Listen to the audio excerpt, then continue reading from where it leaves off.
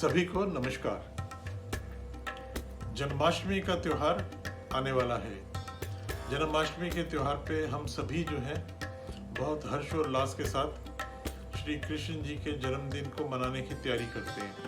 अलग अलग तरह की झांकियाँ निकालते हैं, अलग अलग तरह से जो है उनके उत्सव को जो है पूरी तरह से उसका श्रृंगार करते हैं। सभी कुछ होता है, परंतु श्री कृष्ण जी का महत्व क्या है? श्री कृष्ण जी का जन्म एक शक्ति का जन्म है। उस शक्ति का जन्म जिसने समाज से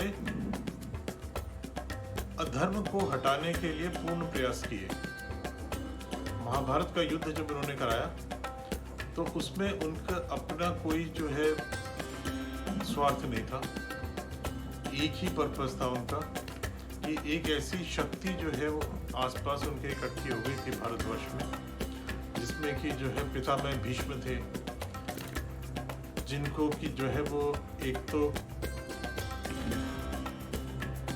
इस चीज का वरदान मिला हुआ था कि वो इच्छा से मरेंगे, इच्छा मृत्यु का वरदान था उनको। दूसरा उनको ये वरदान था कि वो कभी हार ही नहीं सकते युद्ध में।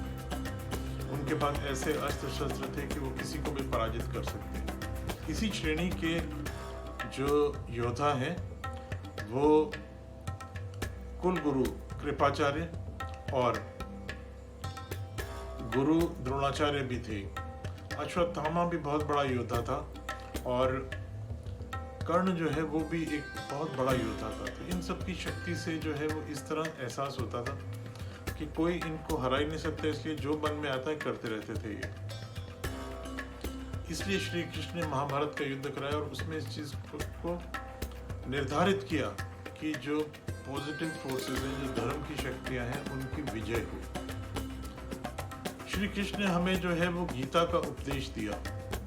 गीता के उपदेश में उन्होंने जिस मुख्य चीज को पूरी तरह से जो है हर व्यक्ति को समझाने का प्रयास किया वो है कि भक्ति एक जगह है, ज्ञान एक जगह है, परंतु जो मुख्य है वो कर्म है। हर व्यक्ति को अपने जो निहित कर्म है, जो उसके कर्म है, जैसे एक जो विद्यार्थी है उसका कर्म है विद्या अर्जन करना, जो एक योद्धा है उसका कार्य है युद्ध करना, जो एक सरकारी व्यक्ति है उसका काम है समाज की सेवा करना, और इसी तरह सबका जो अलग अलग दायित्व है, जो उनका कर्म है उसके ऊपर वो काम करें और अपने कर्म को जो है निष्ठा के साथ करें। इसी निष्ठा के लिए उन्होंने पूरा जो है ये व्यूह रचना बनाई ताकि लोगों को समझ आए कि जो है वो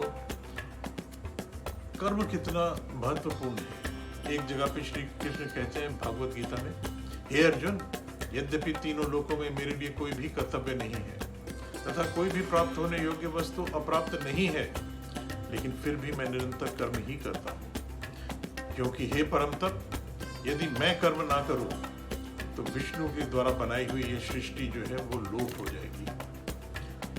ये कह के उन्होंने हमें समझाया कि जो कर्म है वो हर व्यक्ति के लिए महत्वपूर्ण है, और अगर हम सब जो है वो कर्म नहीं करेंगे तो अपने आप जो समाज है वो खत्म हो जाएगा, कमजोर हो जाएगा, उसकी जो बुनियाद है वही खत्म हो जाएगी। ये है गीता का मुख्य जो आपके लिए संदेश है, जो आपके लिए समझने की चीज़ है। आप सबको इसलिए इस चीज़ को समझना चाहिए। खूब उत्सव मनाएं, खूब भक्ति करें, लेकिन साथ साथ अपनी बुद्धि में इस चीज़ को डालें, अपने आचरण में इस चीज़ को डालें कि कर्म जो है वही प्रधान है।